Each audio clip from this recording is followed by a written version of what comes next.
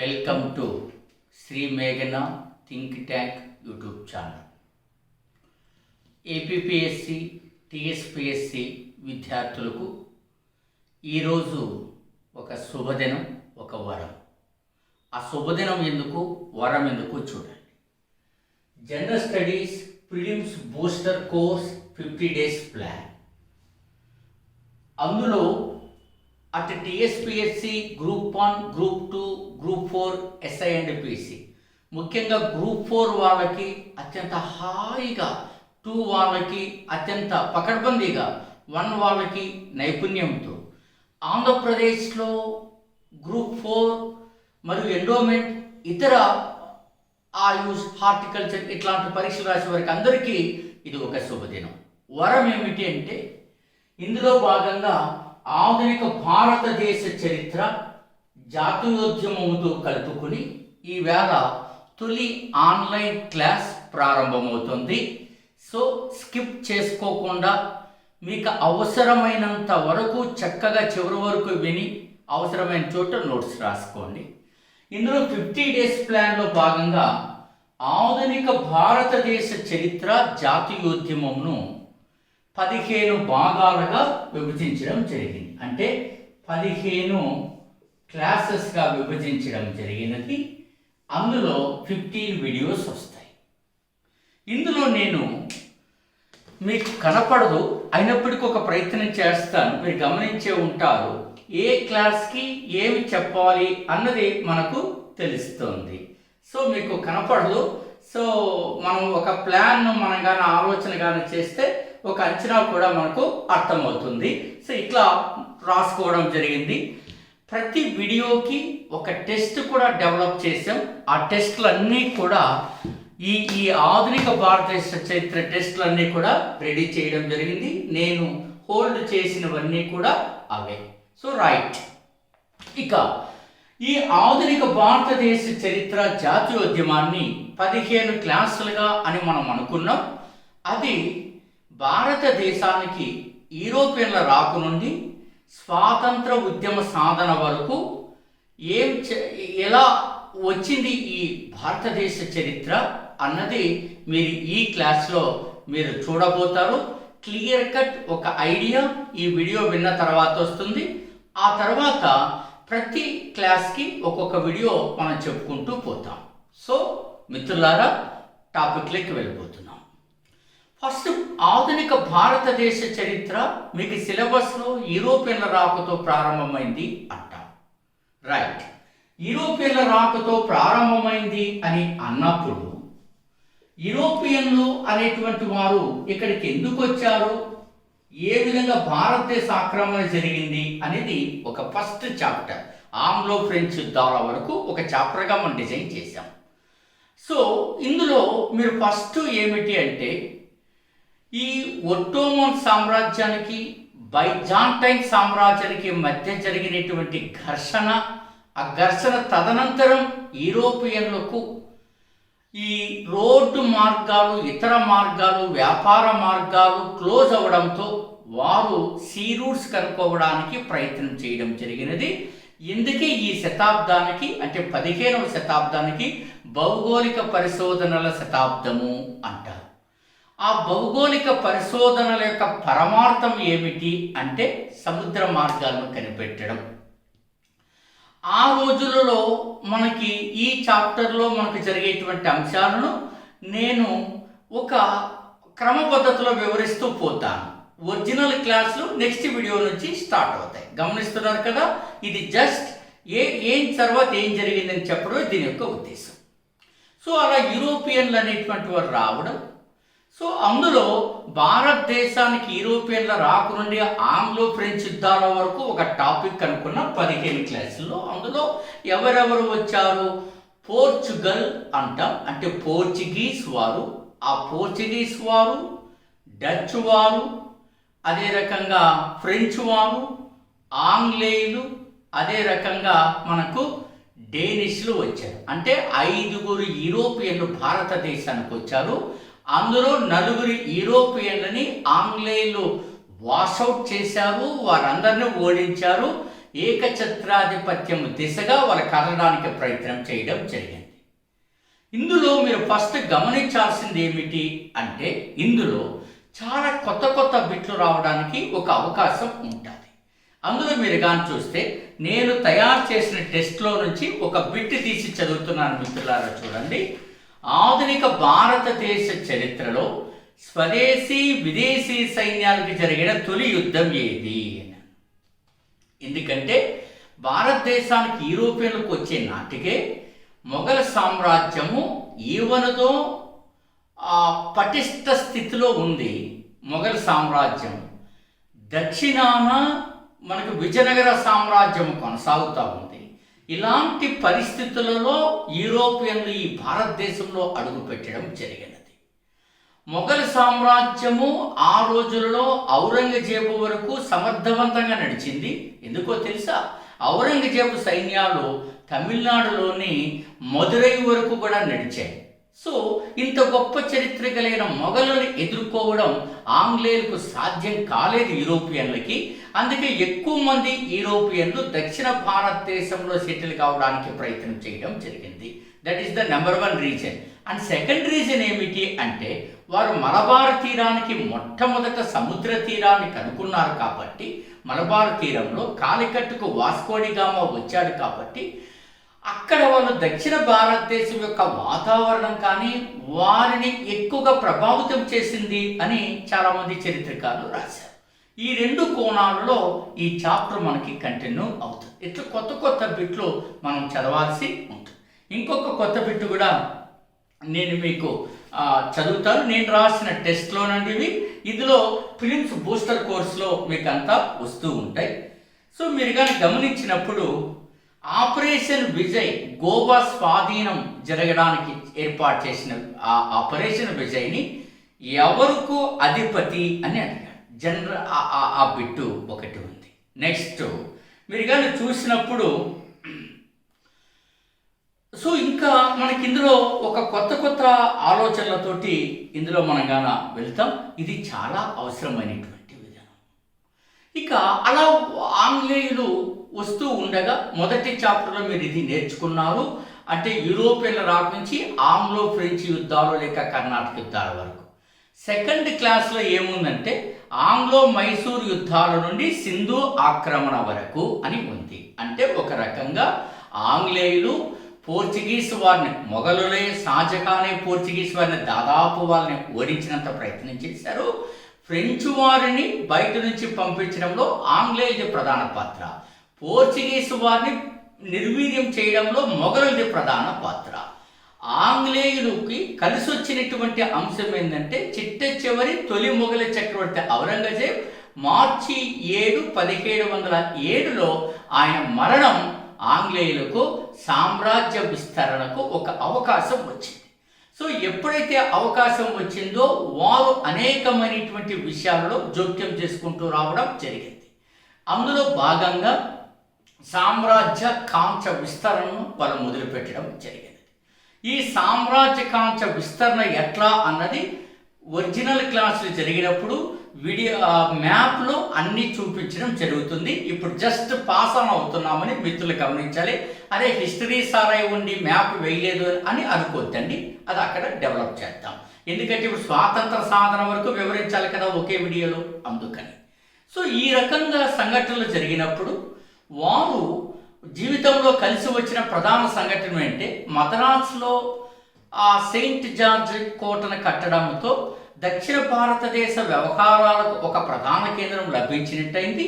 East India company Surat నుండి బొంబాయికి తన ప్రధాన కేంద్రాన్ని మార్చడంతో వెస్ట్ కోస్ట్లో వారికి జరుగుతున్న అరేబియా సముద్రంలో జరుగుతున్నటువంటి వ్యాపారం పైన ఒక అవగాహన వచ్చింది.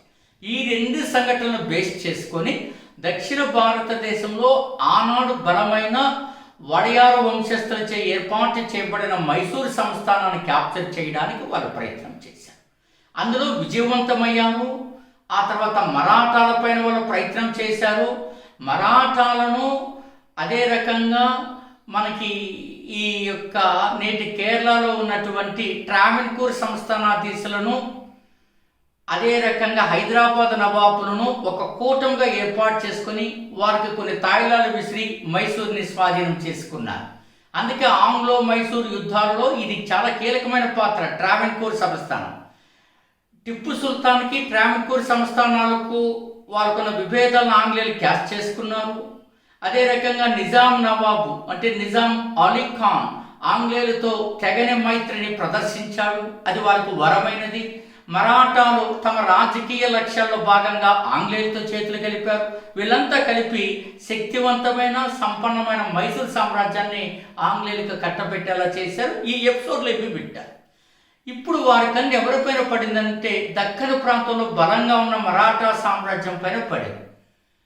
శివాజీచే స్థాపించబడి, శంభూచేచే నిర్వహించబడి, తర్వాత రాజారాం, తారాబాయ్, సాహు, ఆ తర్వాత సాహు తర్వాత సంతానం లేకపోవడంతో పీస్వాల వ్యవస్థ ప్రారంభమైంది. Balaji Vishwanath second founder of Maratha empire అంటారు. పీస్వాల పైన మీకు ఎప్పుడైనా బిట్ ఇవ్వడానికి అవకాశం ఉంటుంది. అట్లా వాళ్ళంతా ఒక వ్యవస్థ నడుస్తూ ఉండగా ఆఫ్ఘనిస్తాన్లోని అటక్ కోట పైన హిందూ జెండా ఎగరవేయాలన్న శివాజీ కాంక్షను పీస్వాలు నెరవేరుస్తారు 3వ పానిపట్టు యుద్ధంకు ముందు. కానీ ఆ తర్వాత ఈ పీస్వా బంధువుల్లో వచ్చిన విభేదాల వల్ల అహ్మద్ షా అబ్దాలీ క్యాష్ చేసుకున్నాడు. 3వ పానిపట్టు యుద్ధంలో విశ్వాసరావు, సదాశివరావు, ఒకరేమో పీస్వా కుమారుడు, మరొకరేమో పీస్వా సోదరుడు విశ్వాసరావు, సదాశివరావు. వీళ్ళందరినీ కూడా అతి దారుణంగా ఓడించబడి వధిస్తారు. ఆ సంఘటన తెలిసిన నాటి పీస్వా బాజీరావు మొదటి బాజీరావు తీవ్రంగా కుమిలిపోయి ఆఖరికి ఆయన గుండెపోటుతో మరణిస్తారు. ఇది ఒక విషాదకరణం. ఆయనే అన్నాడు, బోధన ఛేదిస్తే కొమ్మలు వాటంతకవే పడిపోతాయి అన్నది అతనే. ఈ విశేషాలన్నీ క్లాసులో నేర్చుకుంటారు. అయినా ఆ తర్వాత నానా ఫడ్నవీస్ మరాఠా రాజకీయాలకు ప్రవేశించాడు. మరాఠాలకు వెన్నుదన్నుగా నిలిచి శివాజీ కళను చాలా వరకు ముందుకు తీసుకెళ్ళారు.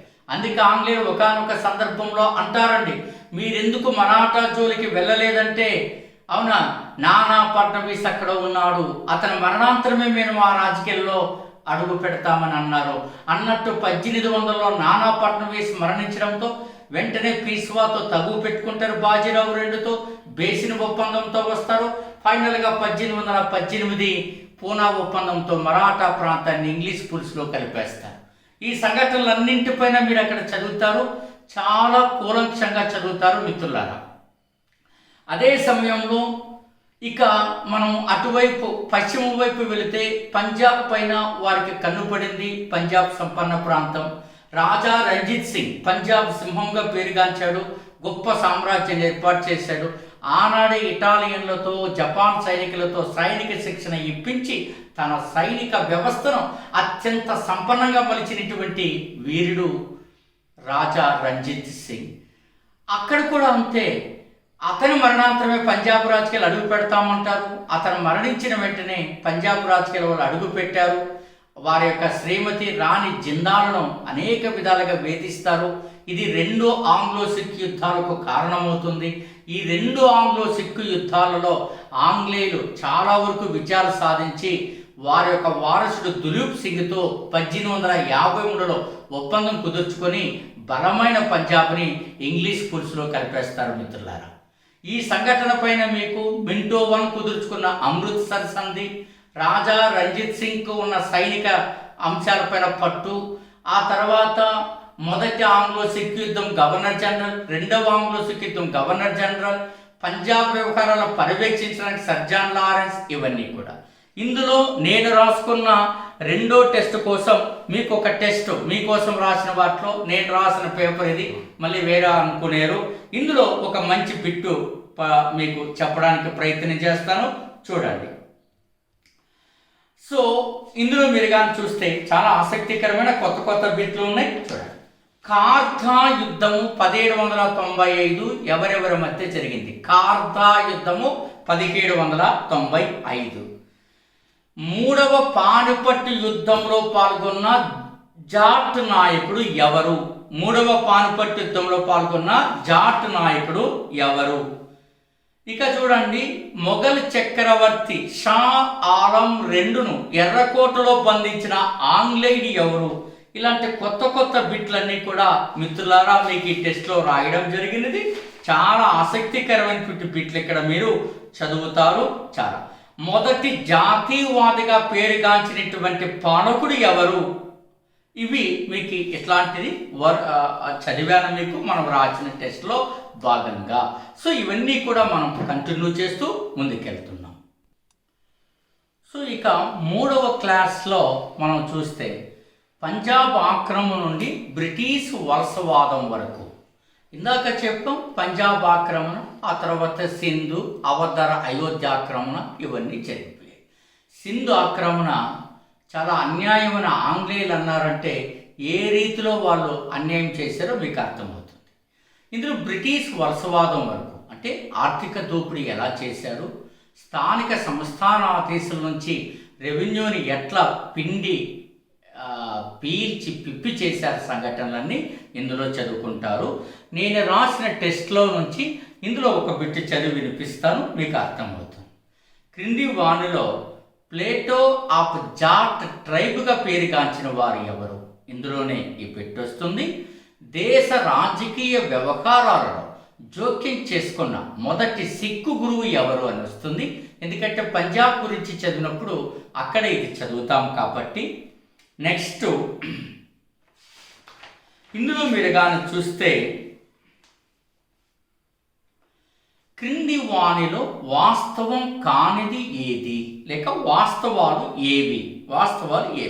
రంజిత్ సింగ్ మత సహనం కలవారు. పాయింట్ 1, రంజిత్ సింగ్ తన సైన్యానికి ఇటాలియన్లతో జర్మన్లతో సైనిక శిక్షణ ఇప్పించాడు. ఇంకా నెక్స్ట్ ఇందులో మనం రాసిన వాటిలో మీకు అత్యంత ఆసక్తికరంగా ఉంటుంది. 3rd క్లాస్లో అవి చూస్తారు. ఇక మీరు 4th క్లాస్లో ఏం చూస్తారంటే రెవెన్యూ విధానాల నుంచి సంస్కరణ ఉద్యమాల వరకు. రెవెన్యూ విధానాల నుండి సంస్కరణ ఉద్యమాల వరకు. రెవెన్యూ విధానాలు అంటే ఏమిటి? సహజంగా ఆంగ్లేయులు చాలా విశాల సామ్రాజ్యాన్ని విస్తరించారు కాబట్టి వారికి అవసరమైన పరిపాలన సైనిక ఖర్చులను భారతదేశ నేల నుంచేనే రాబట్టుకోవడానికి వారు ప్రయత్నం చేశారు. అందులో భాగంగా భారతీయ రైతుల ఎముకలను పీల్చి పిప్పి చేశారు. అందుకు వారు ఎంచుకున్న మార్గం రెవెన్యూ విధానాలు. భారతదేశ రైతాంగానే కాదు, భారతదేశ భవిష్యత్తును నాశనం చేసింది.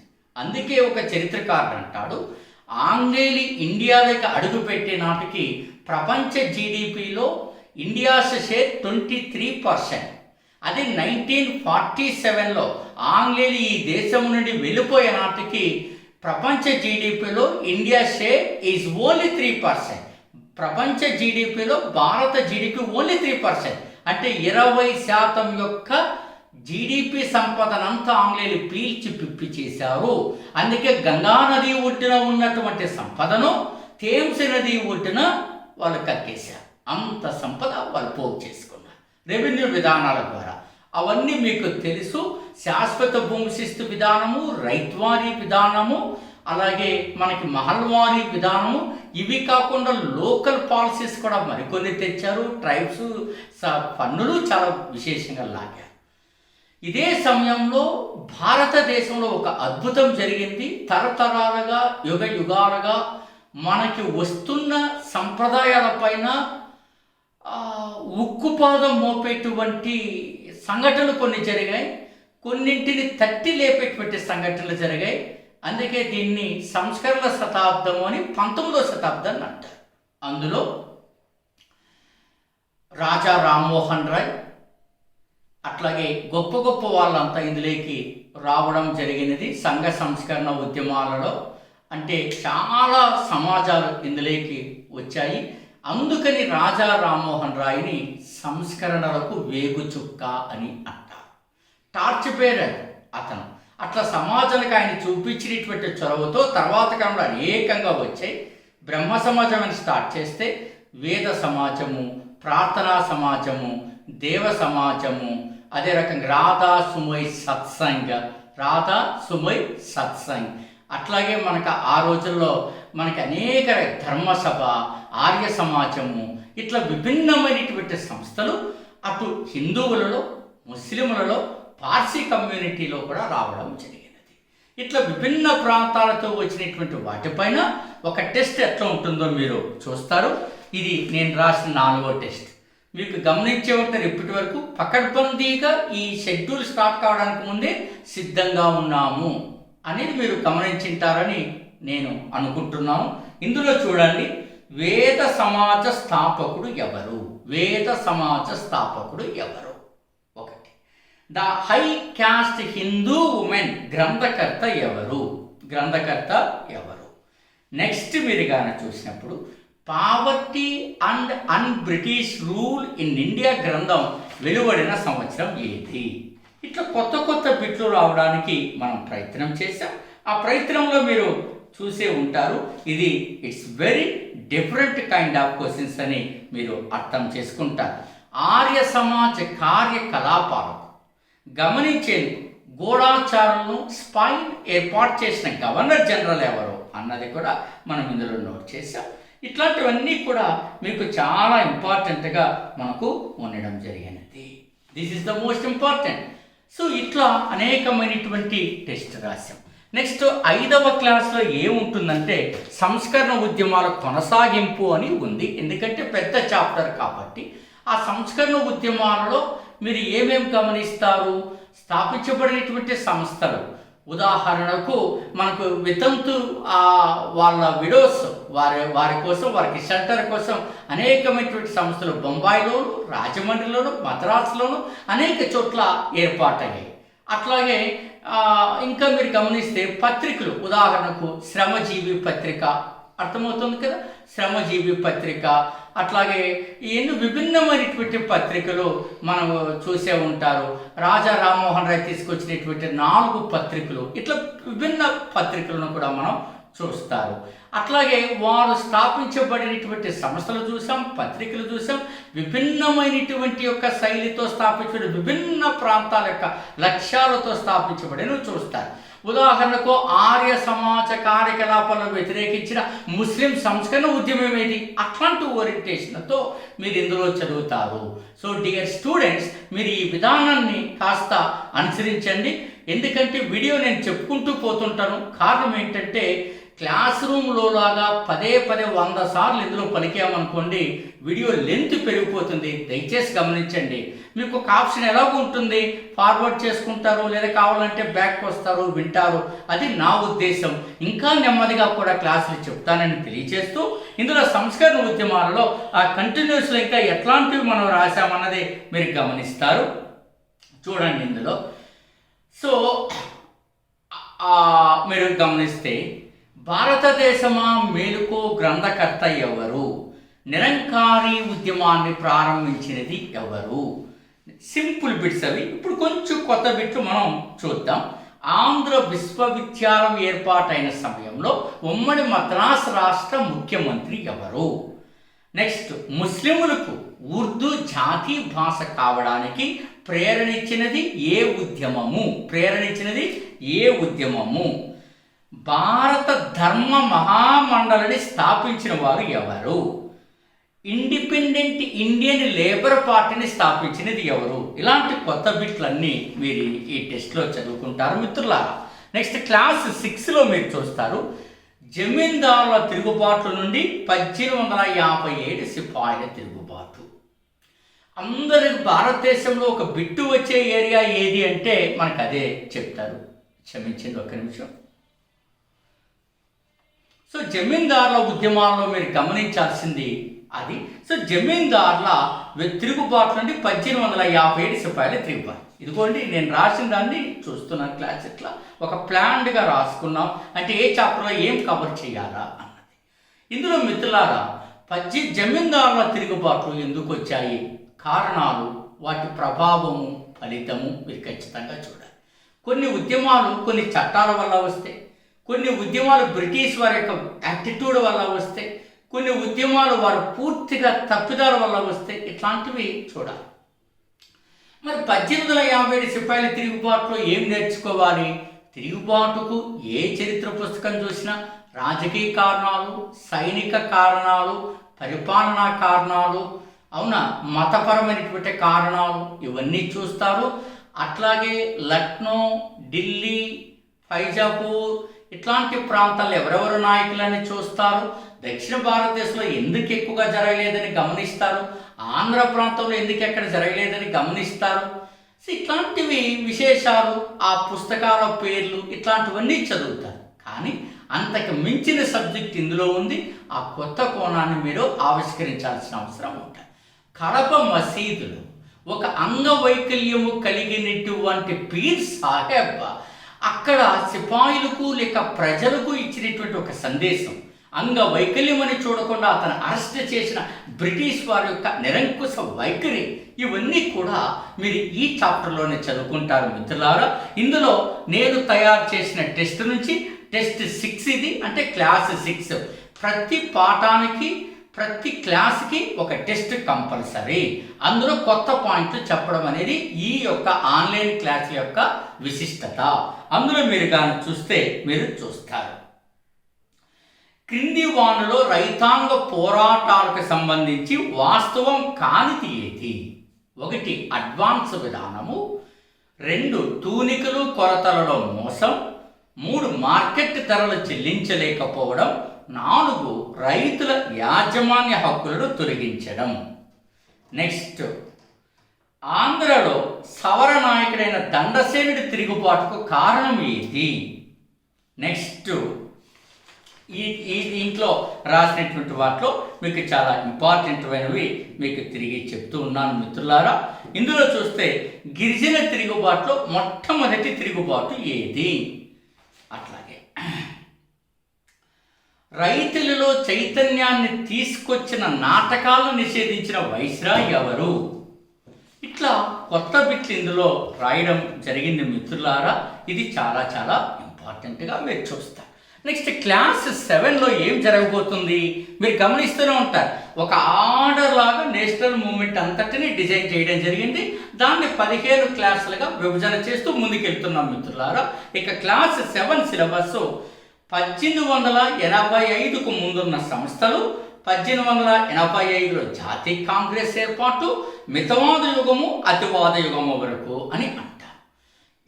ఇందులో 1885కు వచ్చే నాటికి భారతదేశ యువతలో చైతన్యం రావడం, చాలామంది విద్యావంతులు అవ్వడం, కొన్ని సంపన్న వర్గాలకు చెందిన యువత విదేశాల్లో చదువుకుని రావడం, అక్కడ స్వాతంత్ర ఆ యొక్క వాయువులను అక్కడ ప్రజలు పీల్చి ఎంత ఆరోగ్యంగా ఉన్నారో చూడడం, ఈ పరిస్థితులను బట్టి ఇండియాలో కూడా మనం ఎందుకు అట్లా ఉండకూడదని ప్రయత్నాలు చేయడం, ఈ ప్రయత్నాలన్నింటి వల్ల మోడరేట్స్ అనేటువంటి వాళ్ళు ఆవిర్భవించడం జరిగినది.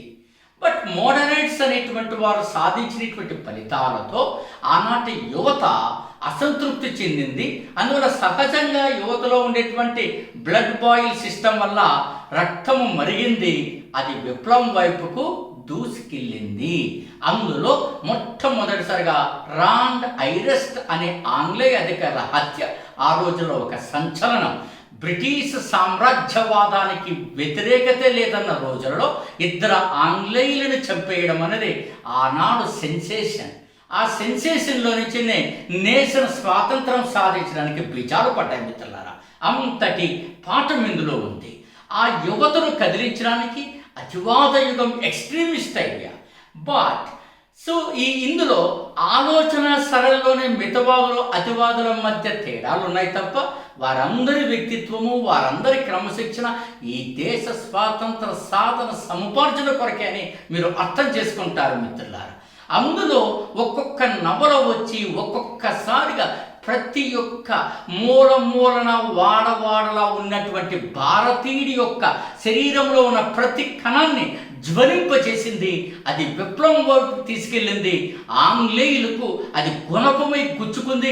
అంతటి గొప్పమైనటువంటి పోరాటానికి అతివాద యుగము, the age of extremist is one of the most important corner in the Indian national movement history that was very much influence of next level, next course of Indian national movement మిత్రులారా. అంతటి చక్కటి యొక్క ప్రభావం దీనిపైన పడింది. అంతటి ప్రభావం పడడానికి చెప్పడానికి కారణం ఏంటో తెలుసా? ఆనందమఠ్ అనేటువంటి నవల. ఆ నవలలో హీరో భావసాగర పాత్ర ద్వారా పలికించినటువంటి భావాలు, ఆ నవలలో వచ్చినటువంటి ఆ యొక్క ఆలోచనలు మరింత యువతను ముందుకు తీసుకెళ్ళాయి. అదే టైంలో అరవింద్ కోసం వచ్చి పాత దాని కోసము కొత్త దీపాలు, new lamps for the old పేరుతో రాసిన వ్యాసాల పరంపర ఆనాటి యువత యొక్క మైండ్ సెట్ని మార్చేసింది. భారతదేశ జాతీయ యవనిక రంగంపై దూసుకెళ్ళడానికి తగిన ప్రయత్నాలు చేసింది. ఆనాటి యువతకు లాల్ సలాం చేసింది అతివాద యుగం. అదే సమయంలో లార్డ్ కర్జన్ దాన్ని ఆ వచ్చిన పొగను మంటలాగా రాచేశాడు. ఆ మంటల్లో నుంచేనే మన భారతదేశంలో ఒక గొప్ప ఉద్యమం జ్వలించింది. అదే స్వదేశీ ఉద్యమం, బెంగాల్ విభజన వ్యతిరేక ఉద్యమం, వందే మాతరం ఉద్యమం. ఈ ఉద్యమంలో మీరు ఏం నేర్చుకుంటారు ఈ క్లాస్లో అంటే, ఆ ఉద్యమ నాయకులు వారు తీసుకొచ్చిన పత్రికలు అవి ఏ భాషలో ఉన్నాయి, వారు స్థాపించిన సంస్థలు, వారిచ్చిన నినాదాలు. ఉదాహరణకు స్వరాజ్యము నా జన్మ హక్కు, నేను దాన్ని సాధించి తీరుతాను, Swarajya is my birthright, yes I shall have it అనేటువంటి ఈ నినాదం అనేటువంటిది ఏదైతే ఉందో, భారతదేశ యువత హృదయ రంగాన్ని కథన రంగంగా మార్చేసినటువంటి అద్భుతమైనటువంటి యొక్క ఈ నినాదం. సో తిలక్ ఎక్కడిచ్చారు అనే కొత్త బిట్టిని ఈ క్లాస్లో మీరు నేర్చుకోబోతున్నారు మిత్రులారా.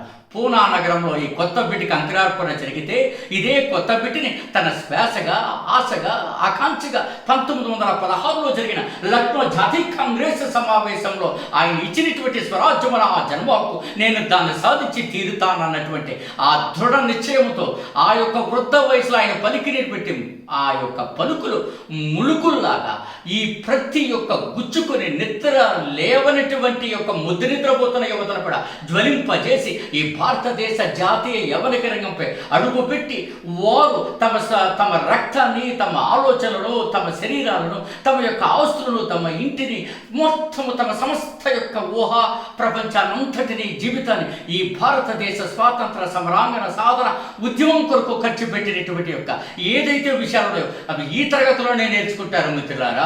అందుకనే అతివాద యుగం అనేటువంటిది అత్యంత ప్రభావవంతమైనటువంటి యుగం.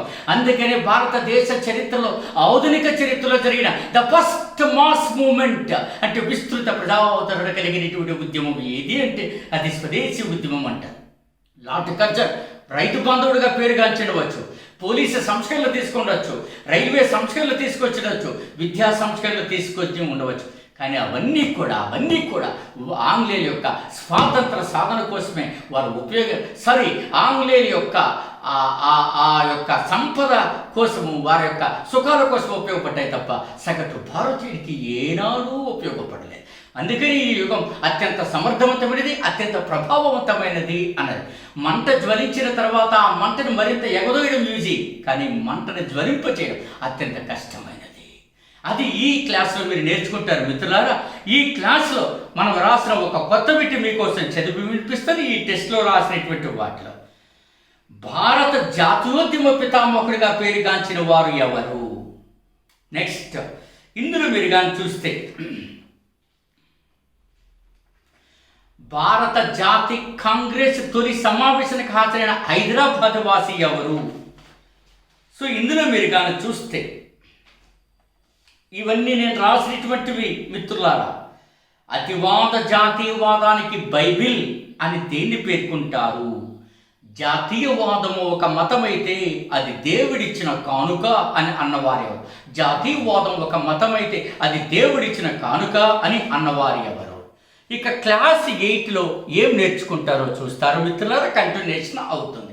ఒక్క సెకండ్ మిత్రులారా. సో క్లాస్ 8లో మీరు చూస్తే బెంగాల్ విభజన నుండి లక్నో ఒప్పందము 1916లో దక్షిణాఫ్రికాలో గాంధీ యుగం వరకు కూడా మీరు చదువుకుంటారు. బెంగాల్ విభజన నిర్ణయాన్ని ఆంగ్లేయులు వెనక్కి తీసుకోవడంతో భారతదేశ యువకులలో ఒక నూతన చైతన్యం వచ్చింది. కానీ లోపల ఆంగ్లేయులు భారతదేశంలో వచ్చిన ఈ చైతన్యాన్ని అణగదొక్కడానికి చేసిన ప్రయత్నాలు కూడా ఇందులోనే మీరు చూస్తారు మిత్రులారా. అందుకని మొదటి ప్రపంచ యుద్ధంలో భారతీయ సైనికులు పడుకున్న ఇంగ్లాండ్ భారతీయులను అత్యంత అన్యాయంగా వంచింది. ఆనాడు మహాత్మా గాంధీ కూడా సపోర్ట్ చేశాడు మొదటి ప్రపంచ యుద్ధంలో ఇంగ్లాండ్. దాని ఫలితాన్ని మహాత్మా గాంధీ ఆ తర్వాత రౌలత్ చట్ట రూపంలో చూడబోతాడు. అది నెక్స్ట్ క్లాస్లో మీరు చదువుతారు. కానీ లక్నో ఒప్పందంలో ఒక గొప్ప గొప్ప బిట్లన్నీ కూడా ఉన్నాయి. ఎందుకు ముస్లింలు హిందువులు అనేవాళ్ళు ఎట్లా ఇక్కడ కలిసిపోయారు, కానీ వాళ్ళు విడగొట్టడానికి 1909లో మింటే మార్లే సంస్కరణల ద్వారా ప్రత్యేక నియోజకవర్గాలు ముస్లింలకి ఇవ్వడం ద్వారా ఆంగ్లేయులు చేసిన ప్రయత్నాలు ఇందులో ఆ కొత్త బిట్లు చదువుతారు మిత్రులారా. అందులో మనం రాసిన ఈ కొత్త బిట్లు మీరు ఒకసారి చూడండి. టెస్ట్ 8 అంటే క్లాస్ 8, ఇందులో టెస్ట్ 8 అనేటువంటిది ఒకటి వస్తుంది.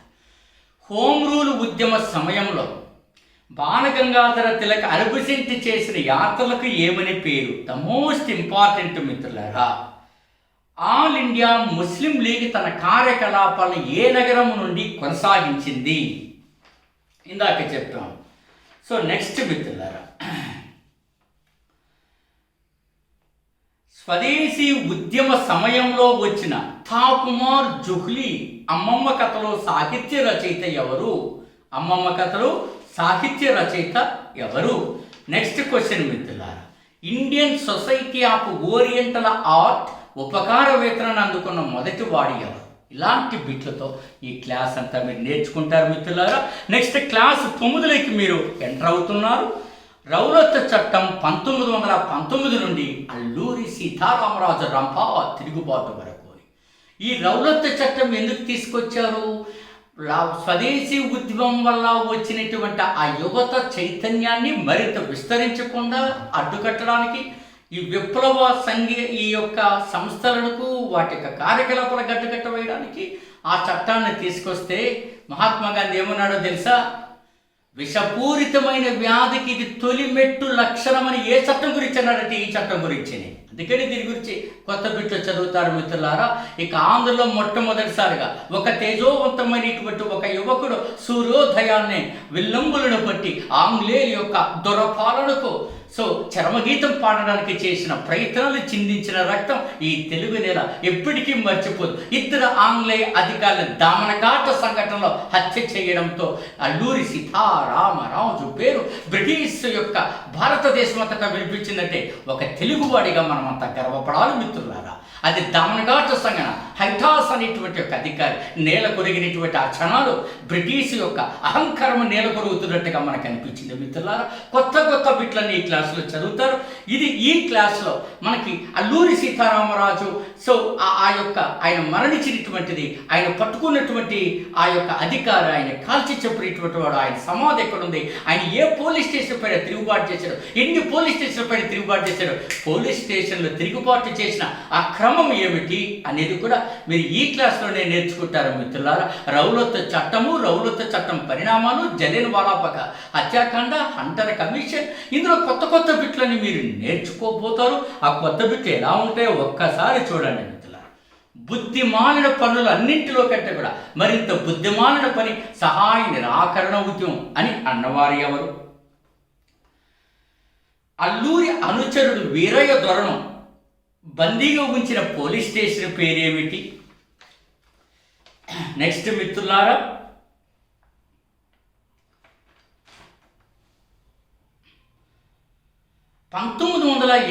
విజయవాడలో జరిగిన అఖిల భారత జాతీయ కాంగ్రెస్ సమావేశానికి హాజరైన తెలంగాణ ప్రతినిధి ఎవరు? ఇలాంటి కొత్త బిట్లని మీరు ఈ యొక్క క్లాస్లో నేర్చుకుంటారు మిత్రులారా. Next class 10. ఎప్పుడైతే ఇక్కడ రౌలత్ చట్టం, దాని పరిణామాలు, సహాయ నిరాకరణ ఉద్యమం, ఆంధ్రలో అల్లూరి సీతారామరాజు పరిణామాల తర్వాత మళ్ళీ మీరు జాతీయ స్థాయిలోకి వెళితే గయా సమావేశం 1923 చాలా కీలకమైనది. మహాత్మా గాంధీకి చిత్తరంజన్ దాస్కు వచ్చినటువంటి అభిప్రాయ భేదాలు. విశేషం ఏంటో తెలుసా? సహాయ నిరాకరణ ఉద్యమంలో మహాత్మా గాంధీ లీడ్ రోల్ తీసుకున్నాడు. అతను ఆ సహాయ నిరాకరణ హఠాత్తుగా ఆపివేయడంతో మహాత్మా గాంధీ ఒక రకంగా ఎవరికి కానివాడైపోయాడు. ఎవరు పట్టించుకోవడం లేదు. పీకల దాకా కోపం. ఆఖరికి ఆయన ప్రియ శిష్యుడు జవహర్లాల్ నెహ్రూ కూడా. ఇక ఏకంగా సుభాష్ చంద్రబోస్ అయితే ఇంకా ఆయన ఈసరించుకునేంత ప్రయత్నం చేశాడు. ఇక చిత్తరంజన్ దాస్ బయటకు వచ్చాడు. గయా సమావేశం ఈ దేశ చరిత్రలో చాలా కీలకమైనది. కానీ మీరు గమనించాల్సింది ఏంటంటే ఈ గయా సమావేశం తర్వాత పరిణామాలు, స్వరాజ్య పార్టీ ఏర్పాటు ఎన్ని స్థానాలు సాధించింది అట్లా అవన్నీ ఇక్కడ చదువుకుంటారు. కానీ 1925 కలకత్తా ఒప్పందం ద్వారా తిరిగి స్వరాజ్య పార్టీ కాంగ్రెస్లో కలిసిపోవడం కూడా ఇందులోనే చదువుకుంటారు. ఇందులో మీరు చదువుకున్నప్పుడు రౌండ్ టేబుల్ సమావేశాల వరకు చదువుతారు. అంటే స్వరాజ్య పార్టీ ఏర్పాటు, గయా సమావేశం, స్వరాజ్య పార్టీ ఏర్పాటు, తర్వాత పరిపాలన మడ్డీమన్ అలెగ్జాండర్ మడ్డీమన్ కమిటీ ఏర్పాటు, పాలనా సంస్కరణలకు ఇంగ్లాండ్లో ప్రభుత్వం మారడంతో అలెగ్జాండర్ మడ్డీమన్ కమిటీ ఏర్పాటును రద్దు చేయడం, సైమన్ కమిషన్ రావడం, వేల్స్ యువరాజ పర్యటనను తిరస్కరించడం, ఆఖరికి ఉప్పు సత్యాగ్రహానికి మహాత్మా గాంధీ సిద్ధమవడం, భారతదేశ యువతి యువకులను మూల కదిలించినటువంటి ఒక గొప్పమైనటువంటి యుద్ధం ఈ యొక్క ఉప్పు సత్యాగ్రహం. అది ప్రపంచాన్ని కూడా కదిలించింది. మహాత్మా గాంధీ లాంటి వాడు అహింసతో ఇంతటి సాధించవచ్చని ప్రపంచమంతటా చర్చకు దారితీసిన ఉద్యమం. దాంతో బ్రిటిష్ ప్రభుత్వం దిగి రావడం, ఆంగ్లేయులు దిగి వచ్చి గాంధీతో ఒప్పందం కుదుర్చుకొని రెండవ రౌండ్ టేబుల్కి ఆయన ఆహ్వానించడం, ఆ సమావేశంలో ఫలితాలు తేలలేదు, తిరిగి ఉప్పు సత్యాగ్రహం కొనసాగడం, 1934లో ఆగిపోవడం, ఇవన్నీ ఇందులో జరుగుతారు. ఇందులో కొత్త బిట్లేంటో ఒక్కసారి చూడండి మిత్రులారా. ఇందులో మీరు చాలా ఇంపార్టెంట్గా మీరు చూస్తారు. చాలా ఇంపార్టెంట్గా మీరు కొత్త బిట్లన్నీ చూస్తారు. 1932లో పూనా ఒప్పందం గాంధీజీ అంబేద్కర్ల మధ్య కుదించడానికి ఒక గట్టిమైనటువంటి ప్రయత్నాలు చేసిన వారు ఎవరు? అది ఒక మంచి బిట్ అవుతుంది. తన పేరు ఆజాద్, తండ్రి పేరు స్వాతంత్రం, చిరునామా జైలు అని చంద్రశేఖర్ చెప్పిన ఏ సందర్భంలో, ఏ కేసు విచారణ సందర్భంగా ఆయన ఈ మాట అన్నాడు? Why I am an atheist గ్రంథకర్త ఎవరు? భారతీయ ఆత్మ జైల్లో నిర్బంధించబడి ఉందని నెహ్రూ ఎవరి గురించి అన్నారు? లాంటి కొత్త బిట్లన్నీ ఇందులో చదువుతారు మిత్రులారా మీరు. సో నెక్స్ట్ క్లాస్ 11లోకి వెళతారు. సో అవి మనం చూస్తాం. ఇక 11వ క్లాసు మిత్రులారా 1937 ఎన్నికల నుండి స్వాతంత్రం రాక సంస్థానాల విలీనం వరకు. ఇందులో 1934లో ఉప్పు సత్యాగ్రహం ఆగిపోయిన తర్వాత దేశంలో ఏం జరిగింది?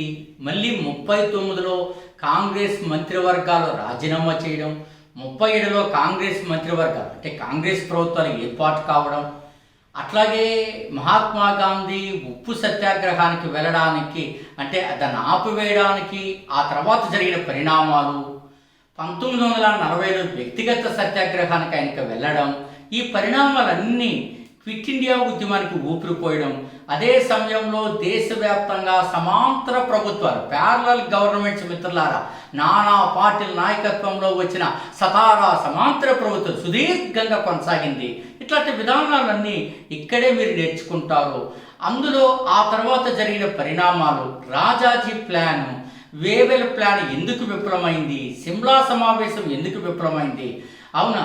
సో లార్డ్ వేవెల్ అనేటువంటి అతను సిమ్లా సమావేశం విఫలమవడానికి ఎలా కారణమయ్యాడు, ఆ రోజుల్లో ఉన్నటువంటి విపి మీనన్ ఏం చేశాడు, ఈ పరిణామాలన్నీ, ఆ తర్వాత క్యాబినెట్ మిషన్ ప్లాన్ ఎట్లా వచ్చింది, 1946లో మార్చిలో ఏం జరిగింది, ఏం ప్రతిపాదించింది, జరిగిన పరిణామాలు, ఆఖరికి మౌంట్ బ్యాటన్ ప్లాన్ 1947 జూన్ 3న డిక్కీ ప్రణాళిక రూపంతో ఎట్లా మనం ముందుకు వచ్చింది అనేది ఈ క్లాస్లో వింటారు మిత్రులారా. ఈ క్లాస్లో ఇందులో మీకు కొత్త బిట్లు ఎట్లా ఫ్రేమ్ చేశామో మీరు ఒక్కసారి చూడండి. క్విట్ ఇండియా ఉద్యమ సమయంలో రేడియో కార్యక్రమాలలో ఉషా మెహతాతో పాటు పాల్గొన్న నాయకుడు ఎవరు? కొత్త బిట్టు మిత్రులారా ఇప్పటి వరకు ఇట్లా అడగలేదు. 1945లో జరిగిన సిమ్లా సమావేశానికి సంబంధించి వాస్తవాలు ఏమి? భారత జాతీయ కాంగ్రెస్ హిందూ సంస్థగా పరిగణించడాన్ని కాంగ్రెస్ అంగీకరించలేదు. భారత జాతీయ కాంగ్రెస్ను హిందూ సంస్థగా పరిగణించడాన్ని కాంగ్రెస్ అంగీకరించలేదు. 2, ముస్లిం లీగ్ తాను మాత్రమే ముస్లింలకు ప్రాతినిధ్యం వహిస్తానని ప్రకటించింది. ఈ 2 స్టేట్మెంట్స్లో ఏది వాస్తవం అనేది చాలా ఇంపార్టెంట్ మిత్రులారా. అట్లాగే బ్రిటిష్ వారి పట్ల విధేయత చూపడము అంటే దేవుడి పట్ల, మానవత్వం పట్ల నేరము చేయడమే అని మహాత్మా గాంధీ ఏ ఉద్యమ సమయంలో ఈ స్టేట్మెంట్ ఇచ్చారు? 2వది మనకి చాలా ఇంపార్టెంట్ ఏంటంటే ఐఎన్ఏ ఇండియన్ నేషనల్ ఆర్మీ సైనికుల విచారణ ఎదుర్కోవడానికి భారత జాతీయ కాంగ్రెస్ ఏర్పాటు చేసిన న్యాయవాదుల బృందానికి అధ్యక్షుడు ఎవరు? లాంటి కొత్త బిట్లన్నీ ఇందులో ఇచ్చాము మిత్రులారా, మీరు చాలా జాగ్రత్తగా గమనించారు. ఇక క్లాస్ 12లో ముఖ్యమైన గవర్నర్ జనరల్ వైస్రాయ్ ఎక్కడ వరకు అంటే విలియం కోట గవర్నర్ మొదలుకొని లార్డ్ విలియం బెంటిక్ వరకు. అంటే ఫస్ట్ విలియం కోట గవర్నర్లు అంటారు, వాటినే బెంగాల్ గవర్నర్లు అంటున్నాను. తర్వాత బెంగాల్ గవర్నర్ జనరల్ అవుతారు, తర్వాత గవర్నర్ జనరల్ ఆఫ్ ఇండియా అవుతారు విలియం బెంటిక్ వరకు. ఈ క్లాస్లో మనం ఆ గవర్నర్ జనరల్ పైన రాసిన కొత్త బిట్లు ఒక్కసారి చూడండి మిత్రులారా. ఇది నేను రాసినటువంటి టెస్ట్ 12 క్లాస్ 12 కోసం రాశాను. సో ఇందులో మీకు చాలా ఇంపార్టెంట్ లార్డ్ విలియం బెంటిక్ కాలంలో వచ్చిన ప్రధాన అంశాన్ని గుర్తించము. స్థానిక న్యాయస్థానాలలో ప్రాంతీయ భాషను ఉపయోగించుకునే అధికారం ఇవ్వడం, తీర్థయాత్రలపై పన్ను రద్దు, సిక్కింను ఆక్రమించడం, పర్లాకిమిడి తిరుగుబాటు. నెక్స్ట్ క్వశ్చన్ చూడండి, చాలా చాలా ఇంపార్టెంట్గా మనకు ఉన్నాయి మిత్రులారు. ఇందులో ఇండియాలో మరణించిన మొదటి గవర్నర్ జనరల్ ఎవరు? ఇండియాలో మరణించిన మొదటి గవర్నర్ జనరల్ ఎవరు? ఇట్లా కొత్త బిట్లు ఇందులో ఉంటాయి మిత్రులారా. ఇక క్లాస్ 13లో గవర్నర్ జనరల్ వైస్రాయ్లే టాపిక్, కానీ లార్డ్ విలియం బెంటిక్ నుండి లార్డ్ కానింగ్ వరకు అంటే మీ భారత గవర్నర్ జనరల్ నుంచి ఇంకా వైస్రాయ్ పదవులకు వచ్చేంత వరకు దాని ఉద్దేశం మిత్రులారా. సో అట్లా ఇచ్చారు. ఇందులో మనకు రాసిన టెస్ట్ నుంచి కొత్త బిట్లు ఒకసారి చూడండి, మనం చూస్తాం. కాబూల్ను స్వాధీనం చేసుకున్న ఆంగ్లేయ సైనికాధిపతి ఎవరు? ఈ క్రింది వానలో సంస్కరణవాదిగా పేరుగాంచిన governor general Lord Ellenborough, Lord Hardinge one, Lord Dalhousie, Lord Canning మిత్రులారా.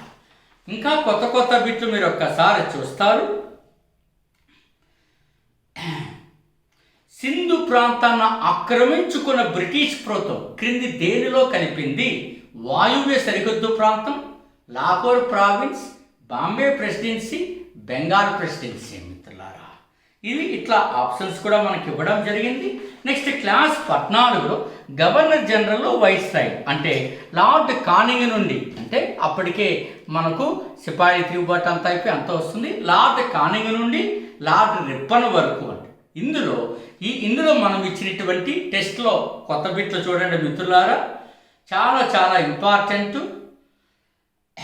ఆదాయ పన్నును రద్దు చేసిన గవర్నర్ జనరల్ ఎవరు? బ్యాన్ చేసింది lord Canning, lord Northbrook, sir John Lawrence, lord Curzon. Next చూడండి, 1881లో శాస్త్రీయంగా చేపట్టిన జనాభా లెక్కల సేకరణలో ఎన్ని అంశాలను చేర్చారు? ఇట్లా కొత్త బిట్లన్నీ ఇందులో వచ్చాయి మిత్రులారా. నెక్స్ట్ క్లాస్ 15 అంటే లాస్ట్ క్లాసు. అందులో భారత జాతీయ కాంగ్రెస్ ఏర్పాటు అయినప్పటి నుంచి వైస్రాయ్ అంటే లార్డ్ డఫ్రిన్ నుండి lord Mountbatten, C Rajagopalachari వరకు. ఇది 15వ క్లాస్. ఇక్కడితో నేషనల్ మూవ్మెంట్ ఆధునిక భారతదేశ చరిత్ర సశేషమవుతుంది. ఇందులో నేను రాసినటువంటి బిట్లు చూడండి మిత్రులారా, కొత్త బిట్లు ఎట్లా ఉన్నాయి అన్నది. ఈ క్రింది వానలు మెజిషియన్ వైస్రాయ్గా పేరుగాంచిన వారు ఎవరు?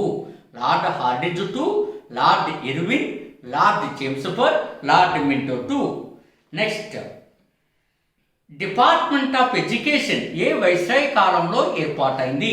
Lord Curzon, Lord Hardinge II, Lord Willingdon, Lord Chelmsford మిత్రులారా. కొత్త బిట్లు చూడండి, మీరు చాలా ఆసక్తికరంగా ఉంటారు. చాలా చాలా చాలా ఇంపార్టెంట్గా మనం చూస్తాం. ఈ క్రింది వాడు యూదు మతానికి చెందిన వైస్రాయ్ని గుర్తించండి. Lord Chelmsford, Lord Linlithgow, Lord Reading, Lord Minto II. ఇట్లా కొత్త బిట్లు రూపొందించడం జరిగింది. ఇట్లా ఈ జనరల్ స్టడీస్.